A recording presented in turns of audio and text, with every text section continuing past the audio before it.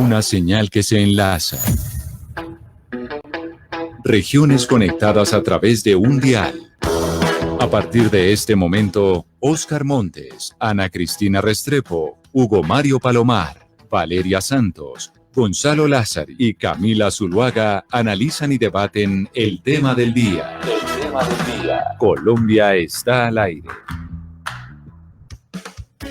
A las 12 del día, 16 minutos, seguimos conectados con ustedes aquí en Mañanas Blue. Ya saben que empezamos a las 4 de la mañana, vamos hasta la 1 de la tarde. Un saludo muy especial a quienes se conectan con nosotros a través del Facebook Live de Blue Radio, pero también a aquellos que nos ven por las noches en Caracol Ahora, el primer canal digital de noticias en Colombia. Y hoy, que es viernes, vamos a hablar de algo que se llama fintech, que eso para muchos, Ana Cristina, suena una cosa como muy lejana, pero es algo que está cada día más presente en nuestras vidas y es importante que empecemos a aprender ¿qué es fintech? ¿Cómo podemos participar en esa especie de bancos digitales? Ya están aquí, nosotros nos queremos bancarizar. ¿Eso cómo funciona?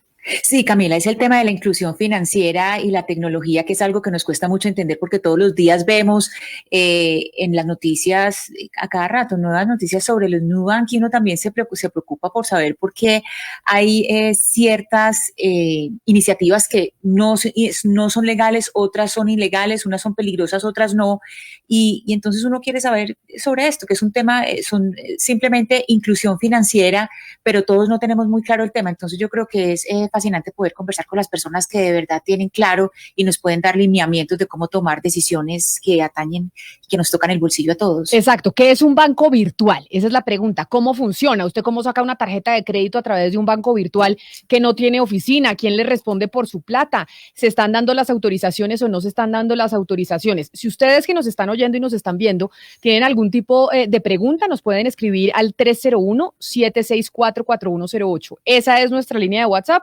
Ahí ustedes nos mandan su mensajito y nosotros se la trasladamos a los expertos que nos acompañan el día de hoy. Y quiero empezar por saludar a Eric Rincón. ¿Quién es el señor Rincón? Pues es el presidente de Colombia FinTech, que es esa agremiación que reúne a las FinTech, a los bancos virtuales. Señor Rincón, bienvenido, gracias por estar con nosotros. Buenas tardes, Camila, y muchas gracias por la invitación y un saludo a toda la audiencia que está hoy con nosotros. Bueno, empecemos como para dummies. ¿Qué es esto de fintech? Si uno lo tuviera que explicar de manera clara para alguien que no tenga ni idea, como por ejemplo yo le voy a explicar a mi mamá, ¿qué es una fintech? Bueno, una fintech básicamente es una empresa que desarrolla un nuevo modelo de negocio que, apalancado o utilizando tecnología, permite transformar productos y servicios financieros tradicionales. Una fintech es la combinación de tecnología, diseño, experiencia de usuario y sobre todo de agilismo. Entonces, el fintech está hoy en día desarrollando una transformación digital de los servicios financieros y obviamente, para ponerlo en un ejemplo muy claro, las billeteras digitales que utilizamos hoy en día para dispersar pagos y para realizar todo tipo de operaciones son fintech. El modelo de crédito digital que hoy utilizan millones de colombianos es también fintech. También lo es, por ejemplo, el desarrollo de los depósitos a través de medios electrónicos. Es decir, hay diferentes manifestaciones. Nosotros hoy en día tenemos casi que 9 segmentos dentro de la industria que pasan por el lado de los pagos digitales, por el lado de las soluciones que mitigan riesgos de la actividad financiera, todo lo que tiene que ver con crédito digital, las actividades de... Sí. Ahí le quiero preguntar, porque usted me va diciendo varias cosas. Uno, ¿una fintech, o sea, un banco virtual, reemplaza para un usuario como yo a un banco tradicional, donde a mí me consignan la nómina, en donde yo pido el crédito hipotecario de mi casa, en donde tengo mis ahorros? ¿Un banco virtual, una fintech, va a reemplazar todo eso que hacen los bancos tradicionales? ¿Hoy en día yo puedo hacer todo eso en una fintech? Sí, hoy en día hay, dentro de los diferentes segmentos que tienen la fintech, hay uno que es muy importante, que son los denominados neobancos. Usted ve que un neobanco tiene actividades de intermediación donde pueden llegar a hacer captación y pueden obviamente también realizar colocación. Y ahí es importante decir, ubicarse dentro de los diferentes segmentos porque las fintech son muchas cosas. Hay 9 segmentos, como le mencionaba, incluye el crowdfunding, incluye también la actividad de seguros por medio de la tecnología, incluye el acceso al mercado de capitales por medios electrónicos, incluso están los denominados criptoactivos y por supuesto los neobancos que sí podrían tener un efecto sustitutivo de la banca tradicional. Pero entonces, ¿por qué no hay tantos neobancos hoy en Colombia? O sea, es decir, ¿qué es lo que hace que no haya tantos? Y yo no conozco ninguno, pero usted me podrá corregir. ¿Por qué no están naciendo tantos neobancos hoy en el país? Hoy tenemos ya por lo menos unos 13 en operación en estos momentos. Lo que pasa es que el esquema de un neobanco debe ser autorizado y licenciado por el supervisor financiero. Las licencias en estos momentos ya comienzan a salir. Ustedes ya han escuchado, por ejemplo, los casos de Iris, que es un neobanco que está en estos momentos operando con una licencia de compañía de financiamiento. Está también el caso de RappiPay, que también está comenzando a operar con licencia de compañía de financiamiento. Está el caso de Nubank, que si bien ellos no están todavía licenciados, han entrado ya al país el modelo brasilero, que seguramente en los próximos meses va a comenzar a darse de alta dentro de actividades licenciadas y autorizadas. Entonces, ya tenemos 3, 4 neobancos en el país que van a generar un efecto competitivo, porque eso es algo muy importante dentro del fintech, y es todo lo que genera, digámoslo así, un efecto de competencia en los actores tradicionales. Piense que antes de que apareciera fintech, muchos de los bancos ni siquiera ofrecían en el front office servicios de manera electrónica. Hoy en día ya se pueden desarrollar incluso contratos bancarios utilizando medios electrónicos. Y, señor Eric, estos neobancos también a veces se les dice bancos retadores, ¿cierto? Y yo quisiera que usted me explicara como por qué se les llama así. Es decir, yo me imagino que eso es retando a la banca tradicional. ¿Qué me ofrecen a mí como usuario estos bancos nuevos, estos bancos retadores que la banca tradicional no me ofrece? Hola, Mariana. Los bancos o los neobancos tienen 3 grandes categorías. Está todo lo que se conoce como los Challenger Bank o los bancos retadores, que no tienen una definición distinta, de que ellos arrancan con una actividad que no está licenciada o que no está autorizada. Por ejemplo, entregar préstamos. En Colombia no se requiere licencia para entregar crédito, y con el paso del tiempo y en la medida en que requieren actividades licenciadas para lograr la captación que mejore su fondeo a efectos de colocar crédito, pues lo que hacen es solicitar licencias. Ese es el caso, por ejemplo, de Nubank. Nubank es el caso paradigmático de lo que es un Challenger Bank. Ellos arrancaron con una operación no licenciada y con el paso del tiempo, para lograr mejorar su fondeo, comenzaron a utilizar licencias.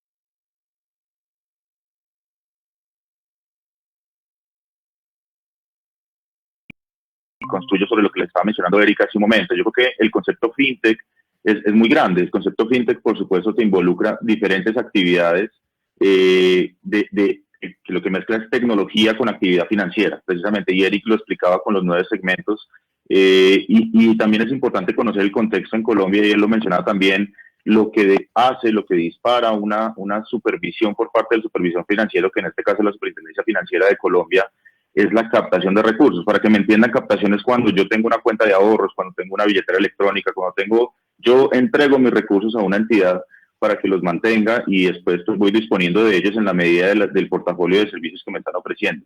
Todas las entidades en donde yo vaya a entregarle unos recursos para que los manejen en una cuenta, en un depósito, etcétera, ellas tienen que ser vigiladas por la Superintendencia Financiera, y se puede tener total claridad de si lo son o no consultando precisamente los diferentes medios que tiene la Superintendencia. La página web tiene un listado completo de todas las entidades que están allí.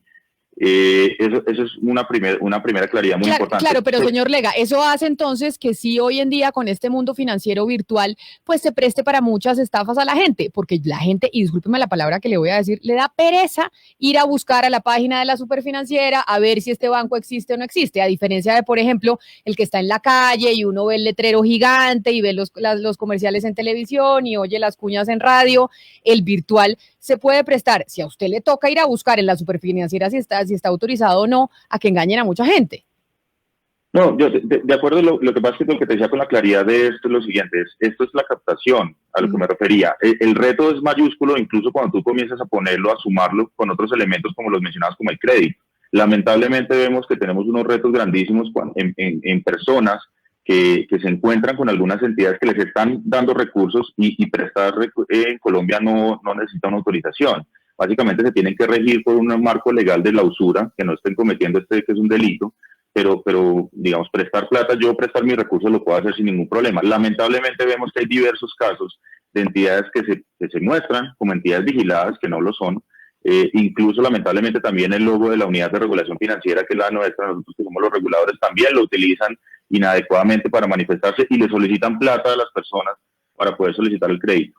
Esto no es así, digamos, esto hay que estar seguros de la tecnología nos habilita una cantidad de canales, pero hay que tener total claridad que lo que debe ocurrir en este caso es un crédito que se entrega de manera digital. En términos generales no debería estarle solicitando este tipo de consignación de recursos. Esto es muy importante. Yo creo que todo este ecosistema digital que estamos construyendo, y aprovecho, no lo saludé al comienzo a Erika, Andrés, que va a comentar más adelante, qué gusto verlos, porque hemos estado construyendo en Colombia todo un ecosistema digital que se construye precisamente utilizando la tecnología, pero que tiene esos retos, de nosotros como sociedad, de que entendamos que los peligros que estamos corriendo también los tenemos que ir salvaguardando nosotros.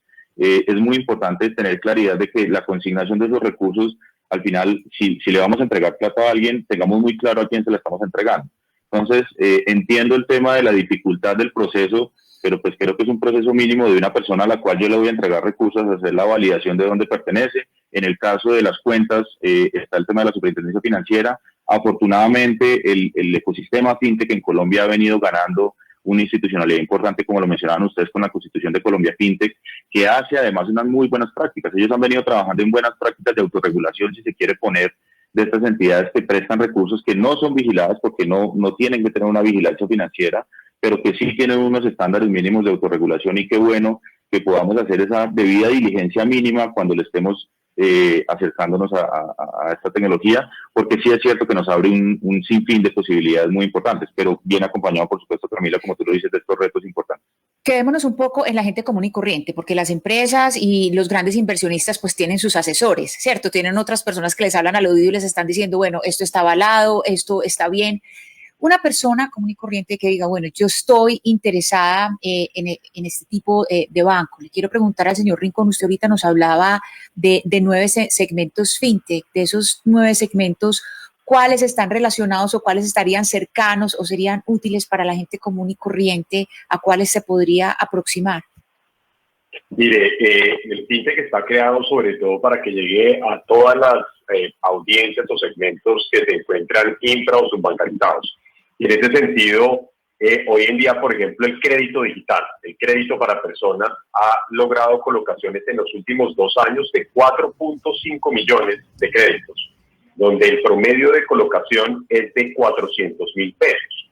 Este es un gran fenómeno de la inclusión financiera y está llegando a satisfacer necesidades de personas que necesitan plata para pagar un mercado, para pagar unos servicios públicos, para pagar la pensión del niño. Ese tipo de cosas ya se están resolviendo a través de fintech.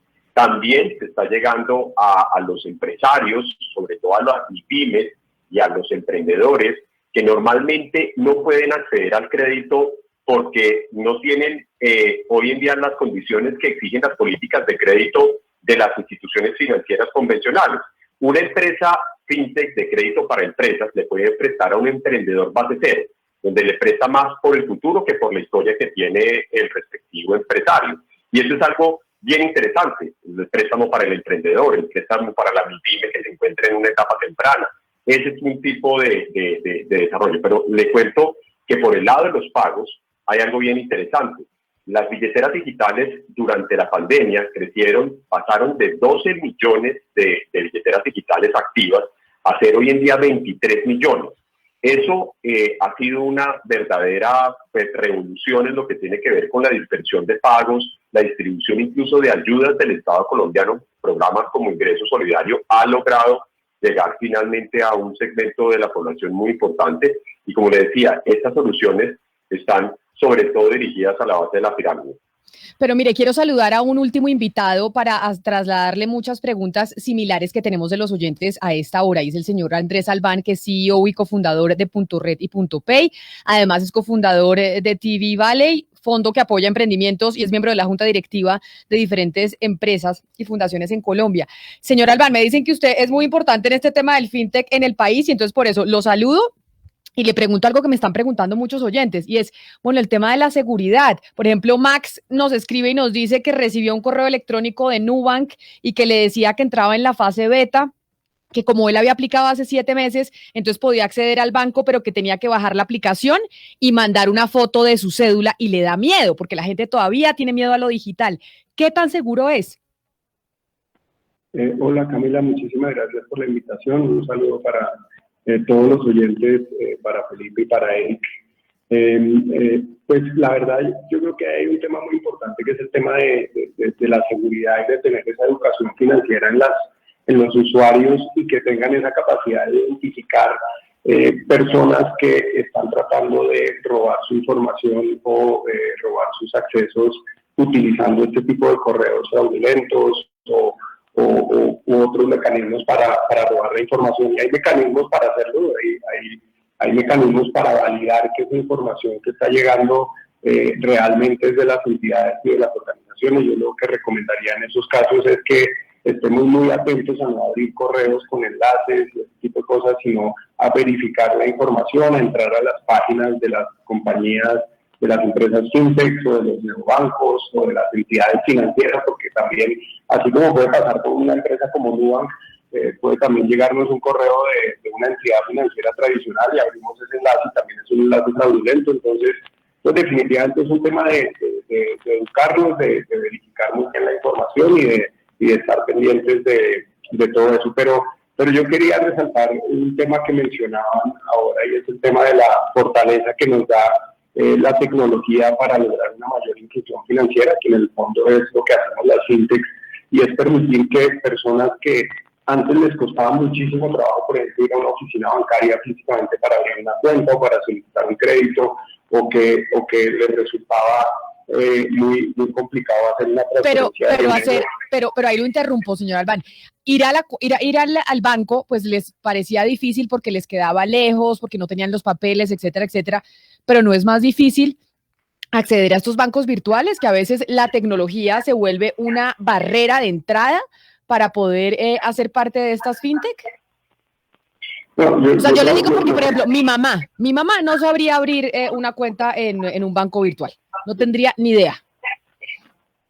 No, obviamente la tecnología es un reto, pero nosotros estamos en un país donde hace unos pocos años la atención bancaria, por ejemplo, se limitaba a muy pocos municipios y las personas de muchísimos municipios para, por ejemplo, cobrar un subsidio del Estado, para hacer un depósito, un pago, le tocaba trasladarse horas a la ciudad más cercana o al municipio más cercano para poder hacer este tipo de operaciones. Hoy en día vemos fenómenos muy interesantes como la corresponsabilidad bancaria, que se basa en tecnología para llegar a esos municipios, en donde también personas como su mamá que no tienen esa capacidad de descargarse una aplicación pueden ir a la tienda de la esquina que está usando plataformas tecnológicas para prestar servicios financieros, para prestar la posibilidad de hacer depósitos, de abrir una cuenta, de solicitar un crédito, también en la tienda de la esquina. Eso se facilita a través de tecnología y del uso de este tipo de plataformas.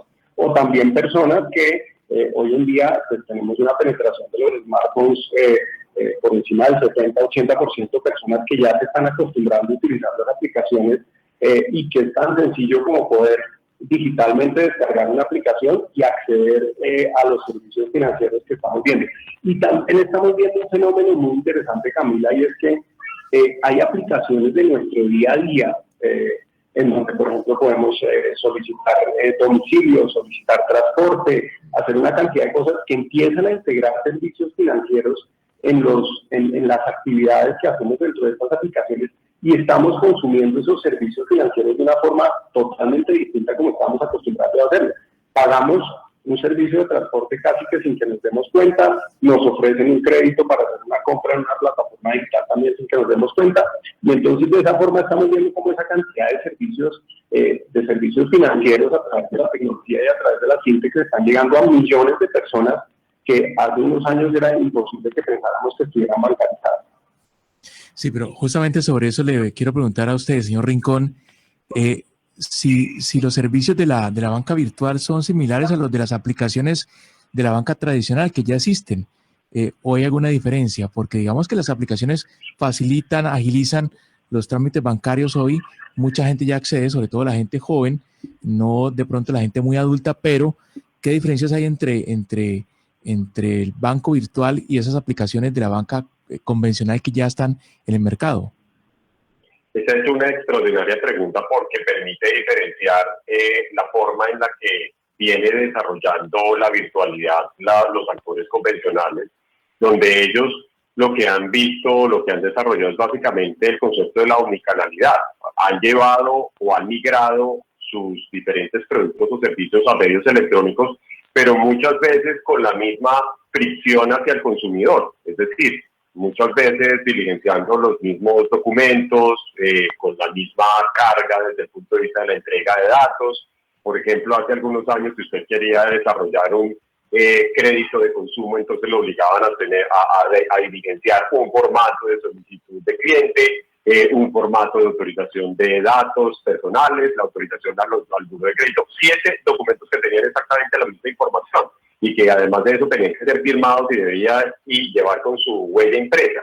Hoy en día ya efectivamente ellos han migrado a escenarios electrónicos, pero en un concepto que podemos denominar como omnicanal. Esa es una cosa distinta a Fintech. Fintech lo que hace es combinar la tecnología, por supuesto, el diseño, la experiencia, la experiencia del usuario y el agilismo. Y esto es algo muy importante. Cuando estamos hablando de Fintech, estamos hablando de aplicaciones que permiten a través de inteligencia artificial, Big Data, lograr entregar un servicio de una manera mucho más oportuna y que usted no tenga que diligenciar, por ejemplo, 7 formularios que ya no van a ser físicos, pero ahora son electrónicos, sino que usted con un solo consumo de data pueda llegar a solicitar el servicio de manera completa. Ese es el tipo de diferencias que hay acá, y es que, pues obviamente, la experiencia del usuario, del cliente, es lo más importante. Nada más, yo le invito, por ejemplo, si usted está en una organización empresarial, a visitar las sedes o las sucursales virtuales de empresa de algunos bancos en Colombia. Son absolutamente hostiles, son todavía pues, muy difíciles de implementar, hay que tener casi un manual de usuario al lado para poder hacer uso de algunos de sus servicios. Fintech no hace eso, ¿no? Señor Rincón, pero mire, yo vengo siendo la versión masculina de la mamá de Camila. Yo soy una persona que tengo que ir al banco, necesariamente. Yo voy, me tienen que poner el sello, yo tengo que ver el sello. Yo hago parte de esa especie en vía de extinción del cliente bancario que tiene que ir al banco. Ya estamos hablando de otro mundo. ¿Usted cree que ese banco presencial, ese banco físico, tiene los días contados? Es decir, que vamos a terminar todos en la virtualidad y en los neobancos. No creo que eso vaya a ocurrir. Obviamente existen todavía importantes segmentos poblacionales que siguen utilizando las sedes físicas o la presencialidad. Es importante reconocer que en Colombia, además de eso, si bien hemos hecho importantes esfuerzos y tenemos importantes logros en materia de conectividad, llegando casi que a un 75-80% de la población con conexión a Internet, pues todavía hay un segmento importante que no la tiene. Y además hay que reconocer que pues hay brechas generacionales, culturales, etcétera. Pero lo cierto es que estos productos no son o no están dirigidos únicamente a las nuevas audiencias, ni a los millennials ni a los centennials únicamente. Yo le digo, mi mamá tiene 76 años y mi mamá no utilizaba absolutamente ninguna aplicación móvil. Mariana, que conoce a mi mamá, podrá dar cuenta que efectivamente ella no tiene ni idea o no tenía ni idea de cómo utilizarla antes de la pandemia. Hoy en día, con pandemia y teniendo en cuenta las condiciones de aislamiento que ha tenido que vivir nuestra sociedad, mi mamá se ha dado a la tarea de bajar aplicaciones, de comenzar a utilizarlas y de lograr, a través de un proceso de una alfabetización tecnológica muy acelerada, utilizarlas de manera cotidiana y común y corriente. Entonces, no es tampoco cierto que este tipo de aplicaciones estén únicamente o exclusivamente dirigidas a jóvenes. Yo creo que es importante tener en cuenta que muchas de ellas presentan altos niveles de conveniencia desde el punto de vista de que son soluciones intuitivas. O sea, no es algo que necesite tener al lado un ingeniero de sistemas o un ingeniero electrónico para poder ser utilizada. Entonces, ese es, digámoslo así, yo creo que el principio, y es que esto combina diseño, tecnología, experiencia de usuario y pues la rapidez y el agilismo. Señor Lega, usted que se encarga del tema regulatorio, yo quería preguntarle por el futuro, porque uno ve que muchas de estas aplicaciones y herramientas tecnológicas le empieza de a poco a pisar la manguera a la banca tradicional en algunas tareas. Le hago un ejemplo muy rápido, por ejemplo, y no es por hacerle publicidad a ninguna empresa, pero por ejemplo en RappiPay yo le puedo pasar recursos y transferencias a amigos, a conocidos, y ahí, por ejemplo, no me cobran el 4 por 1000. Y eso es algo que empieza a hacer la gente. Entonces, ¿usted el futuro cómo lo ve? ¿Sí va a haber de pronto una competencia y va a tener que modernizarse y actualizarse ese tema regulatorio? ¿Los bancos están un poco mosqueados con eso? ¿Usted cómo lo analiza?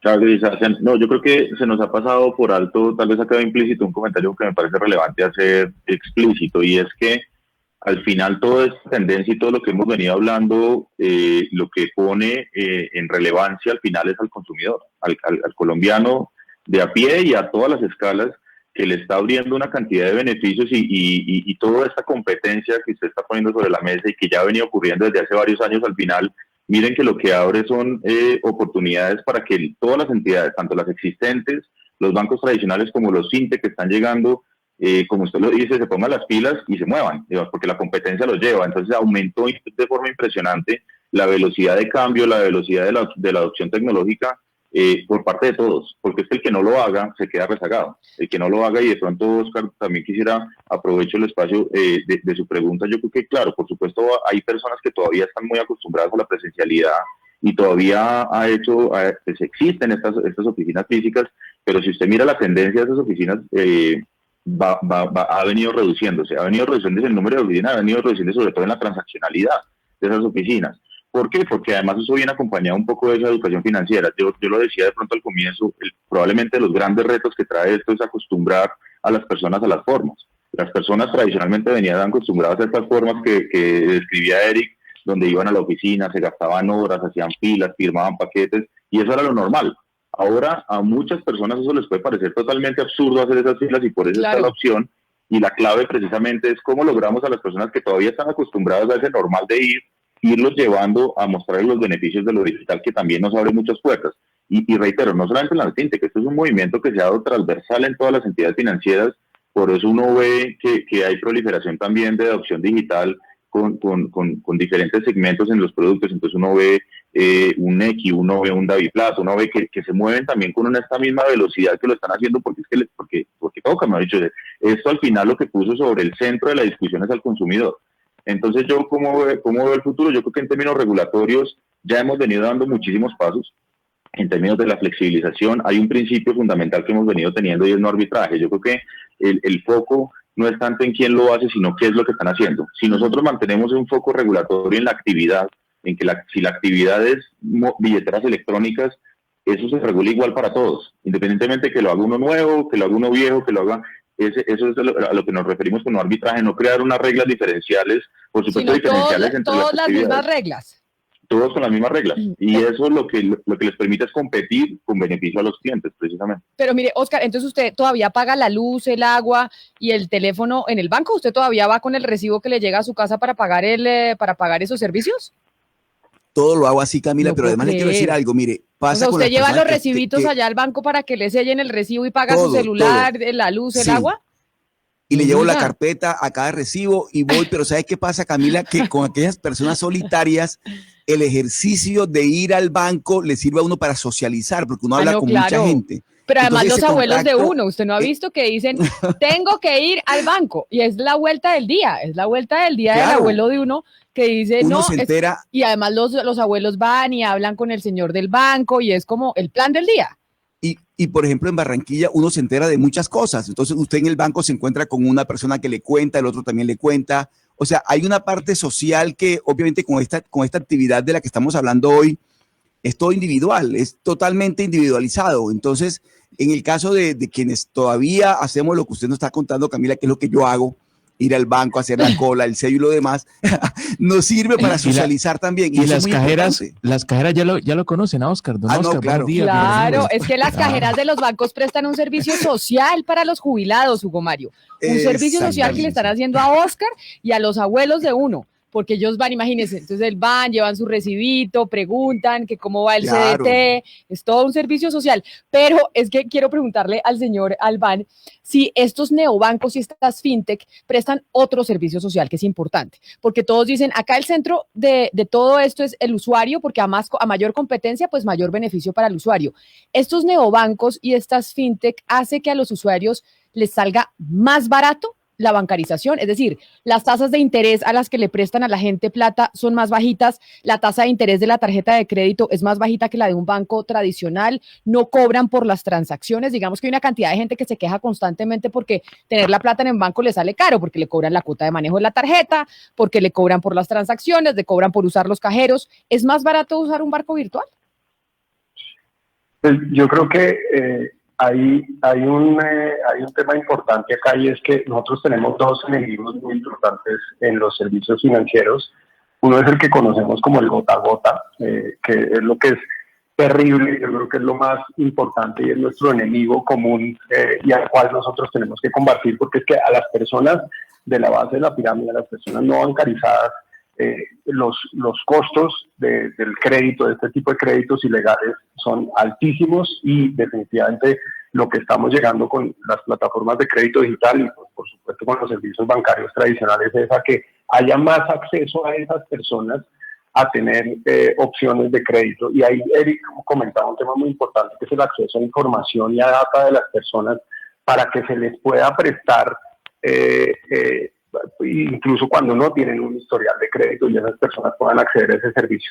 Y el segundo enemigo, que también es un enemigo importante y que todos, tanto las fintechs como la banca tradicional, estamos combatiendo, es el uso del efectivo. Yo creo que nosotros, si queremos evolucionar como país, si queremos avanzar, digamos, en términos de formalización de las industrias, de la economía, tenemos que cada vez utilizar menos efectivo en nuestras transacciones. Y ahí viene un segmento también muy importante de las fintechs, que es el segmento de pagos digitales, que está llevando soluciones para que los pequeños comerciantes, sobre todo que eran los que normalmente solamente recibían y aceptaban efectivo, también empiecen a utilizar otros medios de efectivo. Yo creo que cuando arrancó esta pandemia, muchos de estos pequeños comerciantes que las personas iban y les compraban físicamente se dieron cuenta que no tenían opciones para vender y no tenían opciones para cobrar.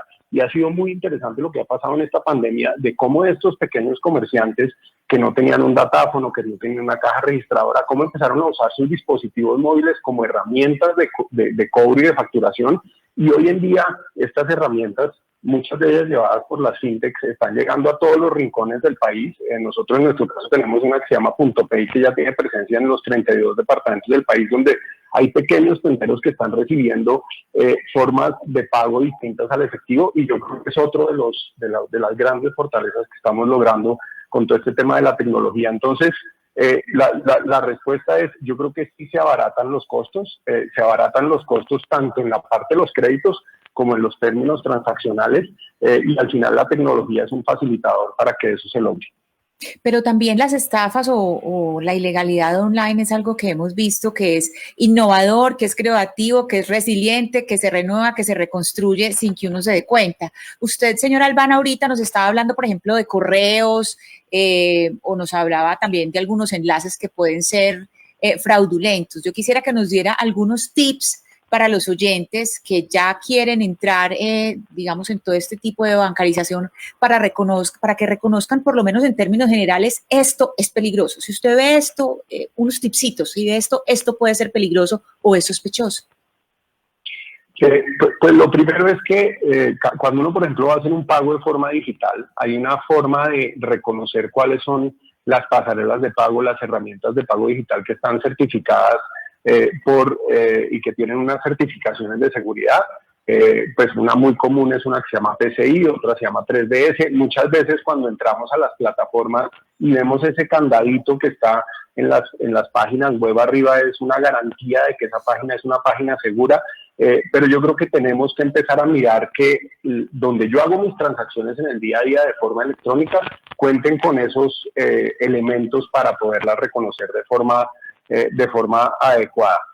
Lo segundo es, y como mencionaba el doctor Felipe, es que cuando, digamos, lo más peligroso de la actividad financiera es cuando me piden plata para algo, cuando me están solicitando hacer un depósito y alguien me está pidiendo, venga, entréguenme una plata que yo se la voy a guardar, yo se la voy a administrar. Ahí es cuando más precaución tenemos que tener, cuando me solicitan girar una plata y eso, porque muchas veces tenemos que validar que sean entidades que sí sean vigiladas y licenciadas para captar dinero y para administrar los recursos del público. Y esa es la gran diferencia de las empresas vigiladas, y ahí es donde yo debería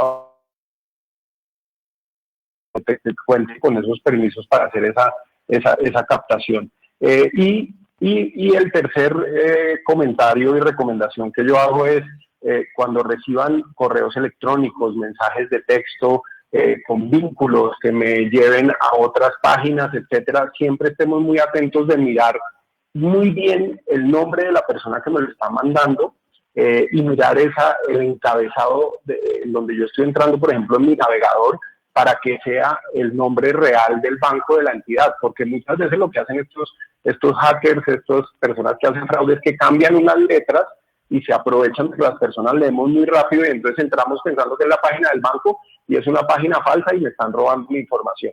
Entonces, en ese sentido, yo creo que son como unos tips que podemos dar, pero sobre todo, pues, estar muy atentos porque hay muchísimas personas detrás de quitarnos nuestra plática. Pues aquí vamos haciendo pedagogía de cómo va evolucionando el mundo y también el mundo de los bancos, como ahora, Óscar, usted va a ser pues algo de antaño realmente, porque todo se está moviendo al mundo digital. Señor Felipe Lega, director de la Unidad de Regulación Financiera, gracias por habernos acompañado. Bueno, siempre atentos a hacer esta pedagogía que es muy útil, como tú lo dices. Creo que esta digitalización, yo quisiera un comentario muy rápido. Yo creo que más que luchar contra quisiera retomar unas palabras de Eric, más que luchar, de Andrés, perdón, de luchar contra el efectivo, yo creo que es entender la cantidad de temas que estamos perdiendo por seguir haciendo tantas transacciones en efectivo. Lamentablemente hay muchas personas hoy, la gran mayoría de las transacciones entre personas es en efectivo y se pierden de una cantidad historial, y por eso es que tantas personas no pueden acceder al crédito y les toca ir al gota a gota, porque no tienen otra opción, porque no tienen otra forma de prestar. Entonces, de tu pregunta de si es más económico, pues claro que es más económico que me presten al 300%, es mejor que me estén prestando una tasa. O sea que sí es más caro que un banco tradicional, pero más barato que el gota a gota, que es de donde se sacan los clientes. No necesariamente, necesariamente tú puedes tener la gama completa, es que la tasa de interés depende del riesgo. Okay, entonces, claro, pero una persona que va al gota a gota, pues es una persona que para el que presta plata es un riesgo mayor, lo que quiere decir que a ellos les sale más caro a que les presten en un banco tradicional, porque puede que en el banco tradicional no le presten, pero les sale más barato que el gota a gota. Yo creo que el planteamiento, y permíteme si hago una claridad, yo creo que el planteamiento es erróneo cuando yo pongo entre un banco tradicional y la fintech. Yo diría entre acceder a algo que es ilegal, que es el gota a gota, y acceder a un crédito legal, un crédito que esté decente. Entonces, todas las entidades, fintech y bancos, te van a prestar plata con base en tu riesgo. Que no hay nada más riesgoso que no conocerte. Pero la fintech le presta más fácilmente al que tiene mayor riesgo, que el banco tradicional no. Eso es lo que pasa. Le presta más fácilmente porque tiene unos elementos diferentes de analizar tu riesgo, que los bancos también los pueden incorporar. A eso me refiero con que no los pongamos en bolsas separadas. Al final es una forma de analizar tu riesgo y no hay nada más riesgoso que no conocerte. Si yo no te conozco, pues eso es lo más riesgoso que yo tengo. Si yo tengo una forma de conocerte, pues la forma tradicional es porque usted siempre ha pagado sus créditos, porque usted está reportado como buena paga. Claro. Eso es lo tradicional. Hay otras formas, por ejemplo, la transaccionalidad. Si yo todos los días hago mercado y compro 200,000 pesos, 50,000 pesos, 30,000 pesos, ¿qué hace historia transaccional y saben cuánto puedo pagar? Eso se está perdiendo cuando lo hago en efectivo. Esa es una lástima de las transacciones en efectivo porque toda esa historia se pierde. Entonces, todo este esfuerzo que estamos haciendo de digitalizarlo es por eso. Es porque tenemos unos temas de seguridad, porque no me toca andar con efectivo por la calle para que me los puedan robar. Obviamente tenemos que estar atentos a la ciberseguridad, por supuesto, pero tenemos toda esta historia transaccional y me abre una cantidad de puertas ese historial, Sí. de poder tener unos créditos más accesibles, etcétera. Esa es un poco la razón por la que estamos en este propósito y lo que llamamos además esta política de inclusión financiera, que viene acompañada, por supuesto, de educación financiera. Pues aquí estamos haciendo esa pedagogía. Nuestros invitados, al señor Lega, al señor Eric Rincón y Andrés Albán, gracias por habernos atendido hoy. Hemos aprendido un poco más de qué son esto de los bancos virtuales, qué son las fintech. Nos falta mucho más y seguramente hablaremos más al respecto. A todos nuestros invitados, mil gracias por haber estado hoy con nosotros.